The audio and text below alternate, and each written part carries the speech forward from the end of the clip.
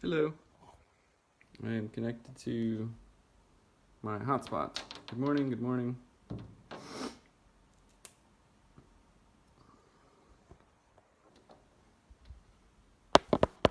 One second.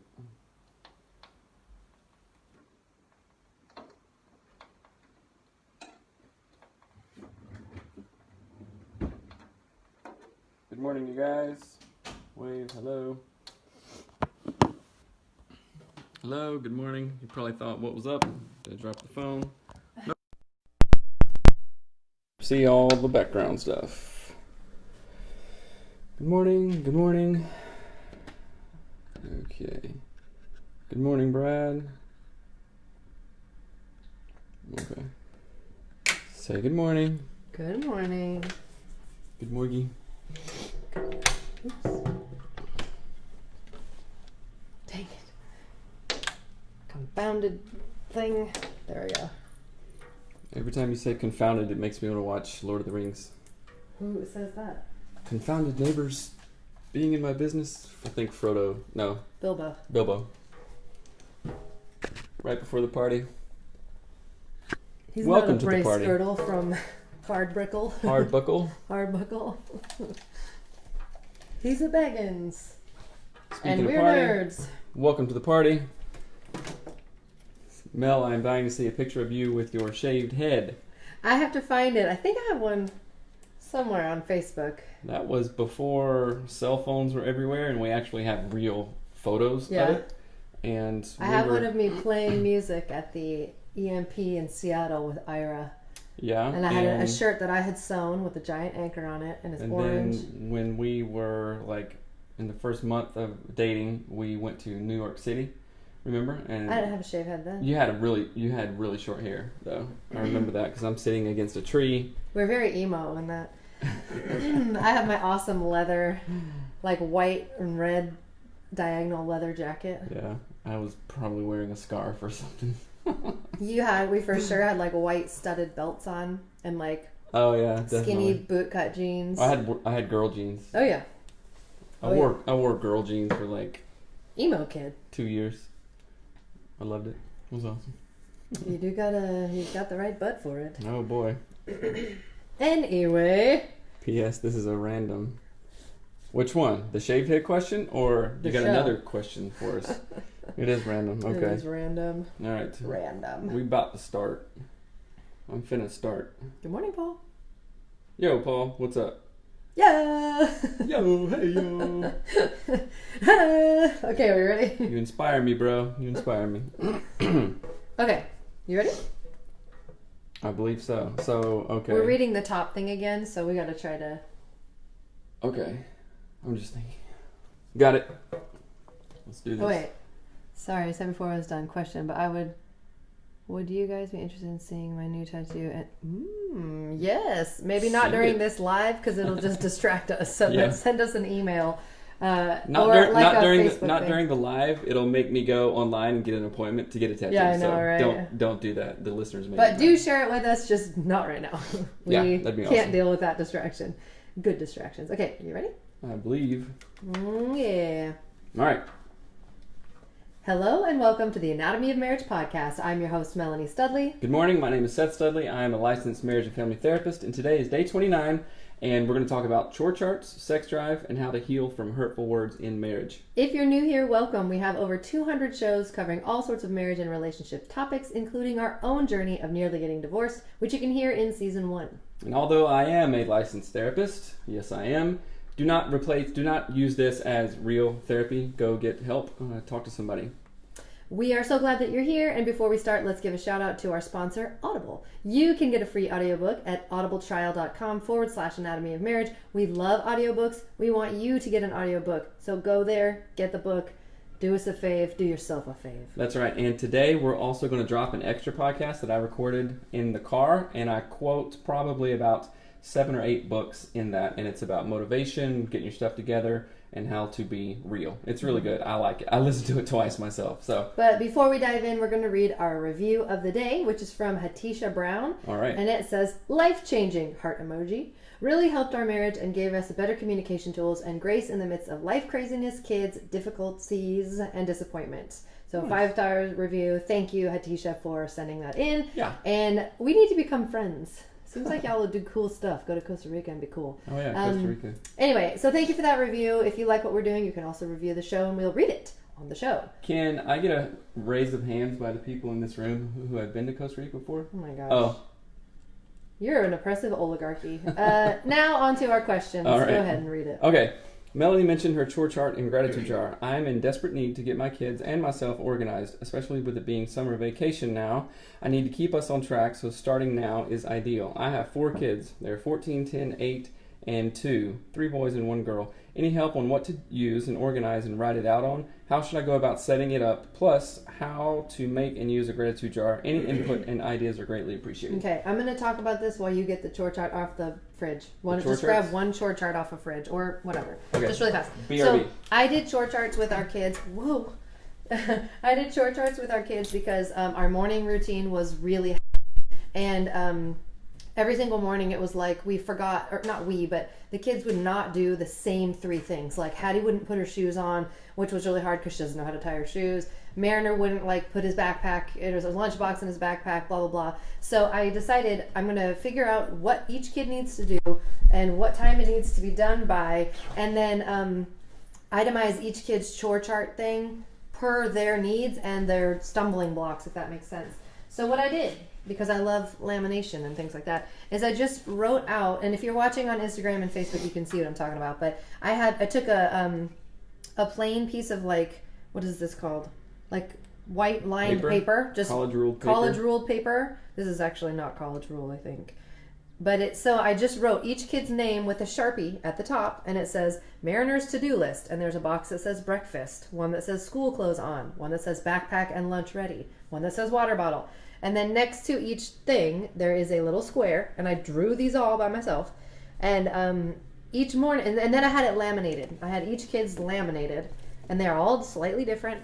And then during the morning, they go through with a dry erase board, and they check off the things that they've done. So that means by, 10 minutes before we walk through the door to go to school, I can go, wait, you did not tidy your room, or you did not hug mom and dad, or whatever it is. These things are lifesavers, but I tried to do them for years, but I was trying to make like one that fit every kid, and it never worked. So I had to just make one for each kid. They're on a magnet on our refrigerator. And again, it's like it's very specific to that kid's needs. So this kid needs to take medicine every day. The other kids don't. So it's on his chore chart and not on theirs. So that's the chore charts. I'm going to also make a behavior chart because our kids are needing to figure that one out. And here we have a gratitude jar, and you guys have seen this. I know that some of you do it for a fact, which is cool. And it's just a giant mason jar from Walmart. It's rolled up stuff. And we bought paper that's cream colored and sort of thicker, and all we did was we just write things we're thankful for.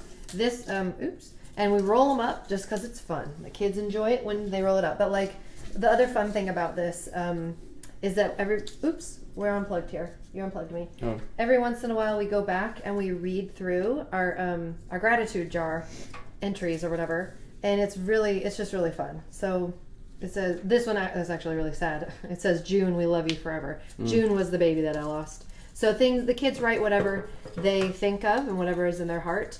And we try to do it regularly. This we have not done for a while since we moved, but it's really fun. So that's gratitude jar and chore charts. But we'll continue the conversation like in the women's group or something, because they're really cool and fun. So hey, one of my best friends from high school just joined. What's up, buddy? Good morning. Good morning. Good He's to see my you. best friend. I know.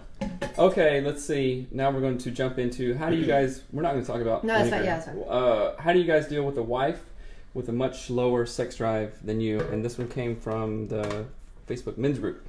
And I wanted to say something about this. Say it. In the Facebook men's group, this question was thrown out there, and there was so much response to it, and it was actual good, healthy responses, not like, oh yeah, or whatever. Like there was no smack talking about the wife or trash talking about the wife. Was it 1991? I think so, or anything like that. It was very respectful and actually helpful, and that's one of the coolest things about the groups that we me and Melanie and you guys have created. We're in this together. So awesome. You should join our online men's and women's groups. They're private and our main community. But how do you deal with a wife with a much lower sex drive? What's your initial thoughts on that? So a lot of the advice centered around a couple of things. Like, okay, we want to look at brakes and accelerators, and it was cool because all the advice came from like past podcasts and other professionals that have given their input on it. So look what the brakes and accelerators are. I would want to look at what else is going on.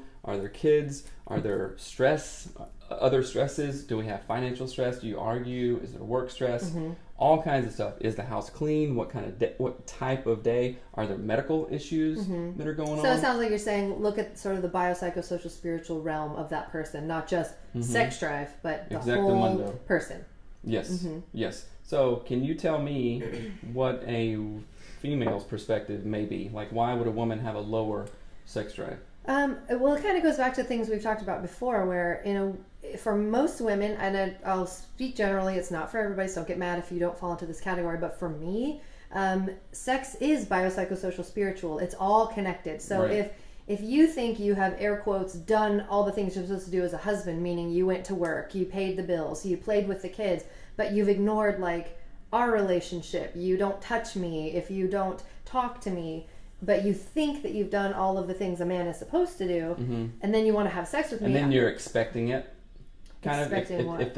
You as a man is expecting? Yeah. Yes. Yeah. So if you have only taken into account 2/3 of my biopsychosocial spiritualness, and then you want to connect with me sexually, I'm like, wait, there's like a whole third here that I need to engage that for the rest of my body to have that mind-body connection, to be intimate.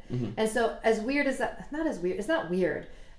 It's just a holistic approach to sexuality. Right. And I think that's the biggest thing, is that we often hear women talk about, like, if there's dishes in the sink, I feel like I can't have sex. If there's a dirty house, if the kids are being crazy. And that's because it's all interconnected, mostly for women. And one of the things that I think Dr. Corey Allen talks about is someone else's, I can't remember who it was, but they're talking about chore play, doing chores as foreplay. Right. And it's not like, if you just dust something, I'm going to be like, oh, finally, oh. But it's when you do chores as a form of foreplay, it tells me that you see my biopsychosocial wholeness. You actually see the connection. And that means a lot more to me than you putting on, like, a Speedo or something. I don't even, I was trying to think of, like, the equivalent of like a nightie. That has never happened. Hey, Melanie, look at this. And then I imagine you posing with your knee up, like Captain Morgan's. But anyway, so that's what I think of. It's addressing, acknowledging, and leaning into the biopsychosocial spiritual realm of your wife, and inviting sexuality from that fully being sensed, loved, held well, known, appreciated, valued. Right? So if you're a mom and you're at home and you've, like, been dealing with kids and they're pooping on you and crying and making you feed them every 9 seconds, you need your not need to, but it's very, very helpful to increase your sex drive with your husband. It would be amazing if your partner came in and said, wow, I can see how stressful this is. Let me do things to alleviate that stress. Let me do things to get your mind and your body connected together. And I, as the husband, will please you as the wife. Does that make sense? Yeah. So how about this? Sometimes it may not have anything to do with chore play. It may not have anything to do with, like, well, the husband, I did all this and made sure all this. What is the partner's perception with the lower sex drive of sexuality in general? Completely, yeah. Is sex gross? What kind of, family of origin? Is there past trauma in that? And, I can do all the chores all day, but if you inherently think, like, oh, sex is gross, it's for the whatever. I was reading somewhere that one of our listeners said an elderly lady in the church told the woman, was like, sex is for the man, just go with it. And it's like, oh, that's abysmal. It is abysmal, right? So is that your perception of it? Because that can obviously and very harmfully impact your perception of sex and create a low sex drive. So it may not be any of the stuff. Yeah, that's a great point. It may be past perceptions of it. It's complex. It is complex. It's complex. And if it, but I think there are ways to, if you really critically think about what it is that's causing your low sex drive, it could even be hormonal. Are you going to read the next one? Thank you for the question. Yes, thank you. And it's an ongoing conversation.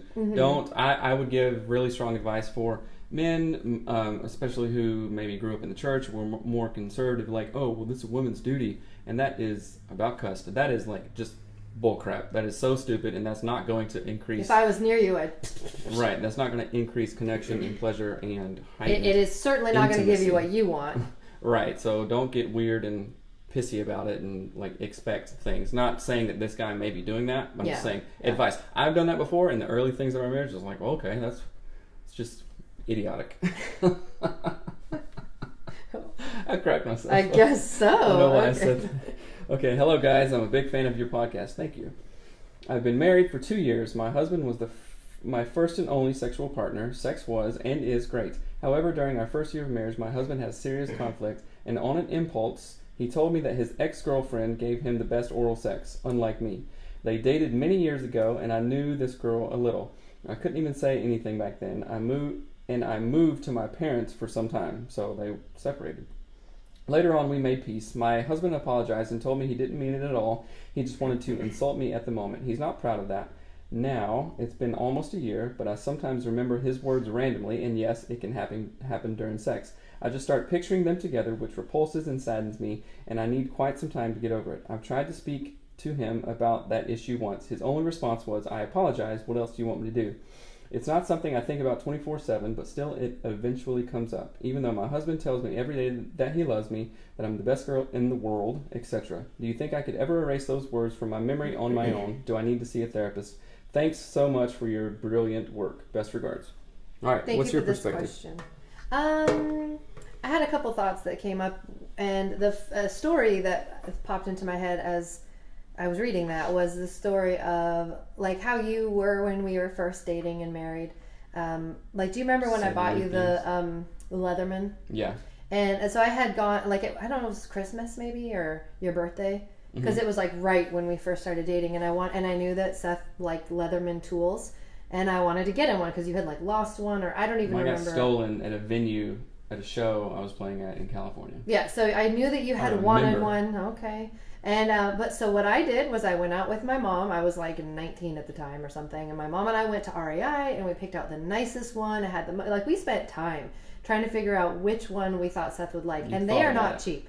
They are. I mean, I think they're expensive, but they're a multi-tool, whatever. And we spent all this time, and I gave it to Seth, and he was like weird about it, and I thought, what is going on? And then he told me, well, I like the one that my girlfriend's mom got me better. And I'm like, what are we talking about right now? And so this is not quite the whole story. So that was one thing.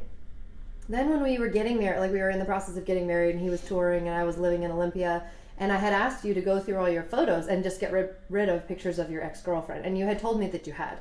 And I found all these pictures of you and your ex-girlfriend, like, kissing and hugging and going places. And I was just like, what a-hole idiot lies to his fiance and says, oh yeah, did that work? I by the way, lying about it. I just like, maybe I forgot or something. Whatever. Right. It was not kind, whatever happened. But that was really impactful for me. It felt so incredibly hurtful. One, to be like immediately judged against, oh, you spent all this time on this gift. Don't care. My girlfriend's was better. And that was right when we first started dating and getting married and stuff.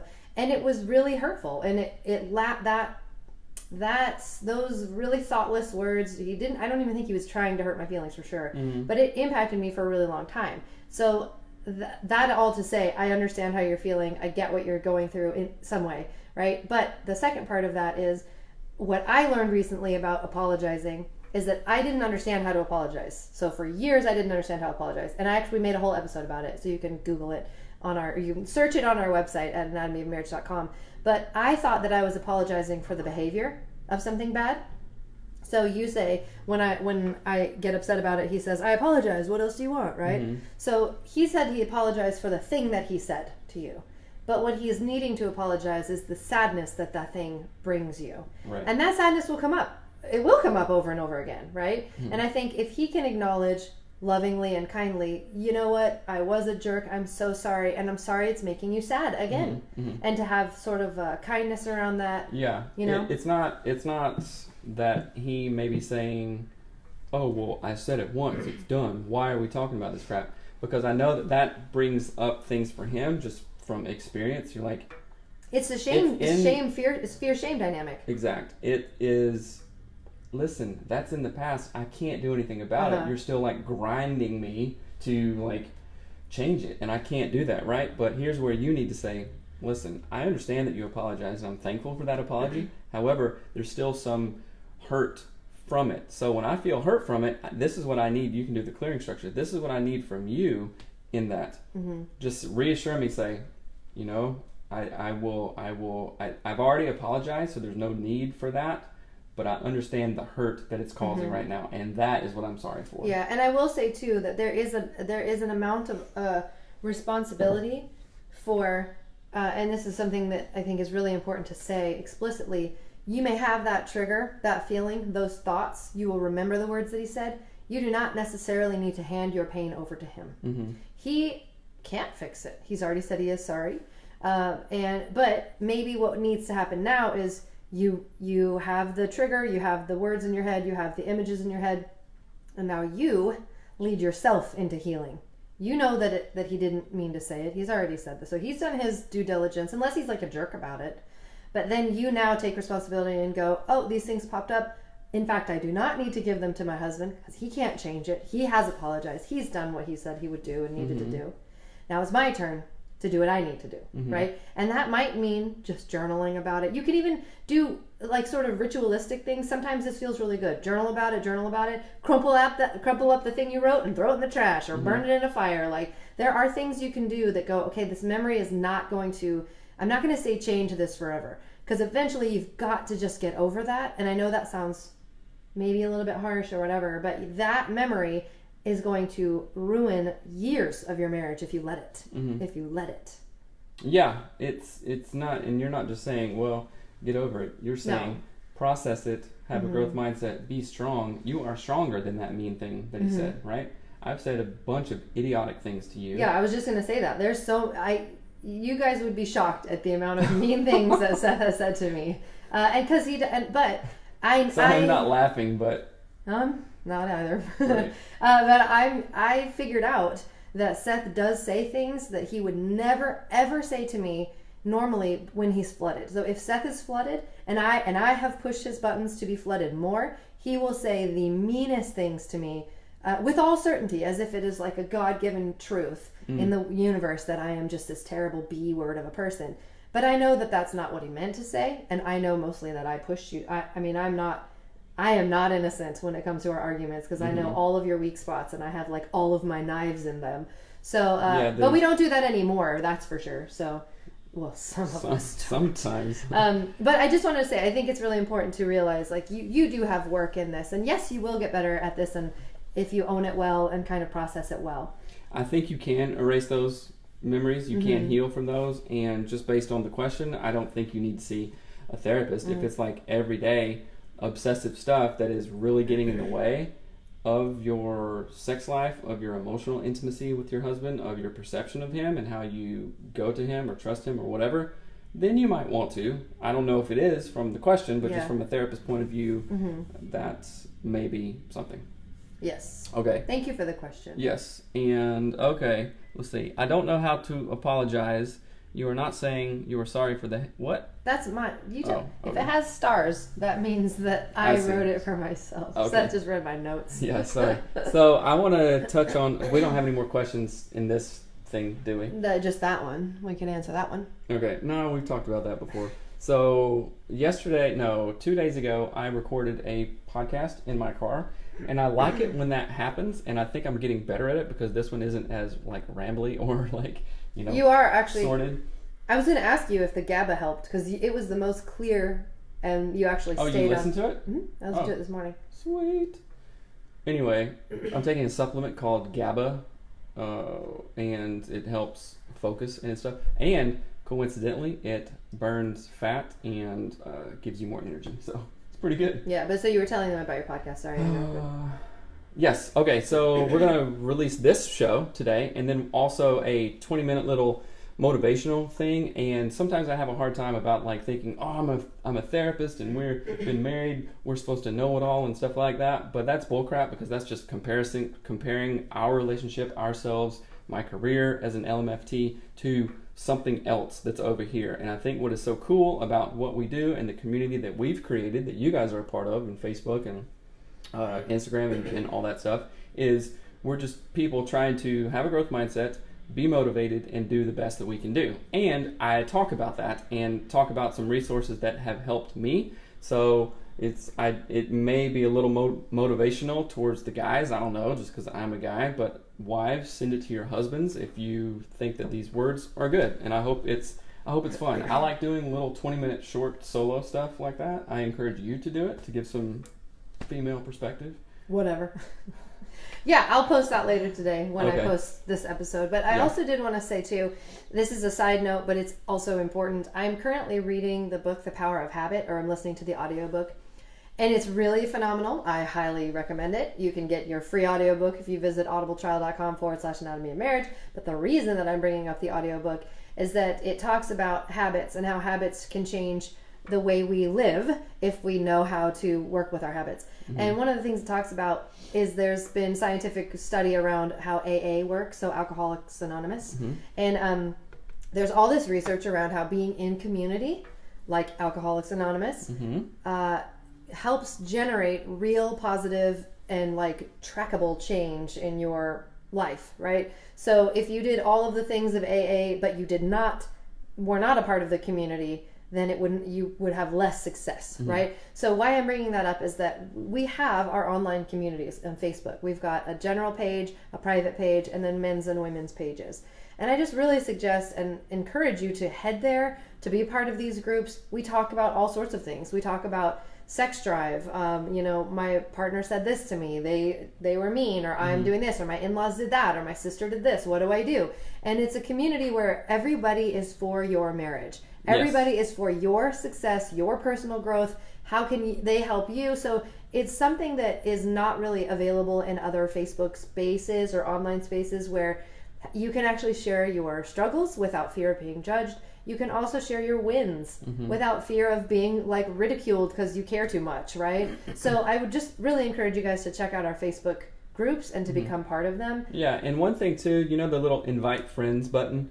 Invite your friends to that, and they're your friends. If you want to help them out, then share the show. That really goes a long way. And thank you for all you're doing. You're welcome. Thank you so much. Where do I find the women's page? Just if you go to the main page, you should be able to find it. It's Anatomy of Marriage, women's. I don't know what the URL is, but I can. It should just be like if you go to the main page, it should be somewhere around there. But I'll see if I can post it again, or I don't know how that works. Yeah. Okay. Let's see. What other calls? Go rate and review the show. We're over 700 now, which is exciting, and that really helps us bump up. And like I said, invite your friends on Facebook to like the page or to listen to the show. Or whatever. Word of mouth is really good. Text the link to the show on your iPhone or whatever. Yeah. And then, go ahead. No, go ahead. But then before we close up, I was going to say something that was going to be really awesome. It was something about sharing the show with your friend. No, I know what it was. Please write in and send us your questions. Yes. We want to make it very clear that no questions are off limits on this show. There's a lot of marriage shows that, and we're not dissing any of these, but there's lots of marriage shows where they don't dive deep into really hard-hitting topics, into things that are very uncomfortable to talk about. But we are not afraid to go there because people need these conversations.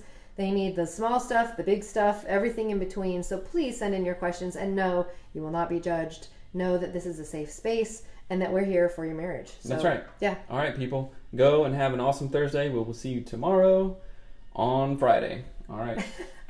Have a good one. Right. Bye. Bye. We'll see you tomorrow on Friday. Tomorrow on Friday. It's Thursday today? Tomorrow's a field trip. Ooh. I'm going to the Puget Sound. All right. Ivy, Brittany, Park. Michelle, Rachel, Bethany, Cozy and Oyoyo. Chrissy Dawn. What's up, guys? Thank you for joining today. Thank you for the great combo. Learn from people like you guys. You too. All right, Gabe, I love you. I'll talk to you soon. Okay, bye, guys. Bye.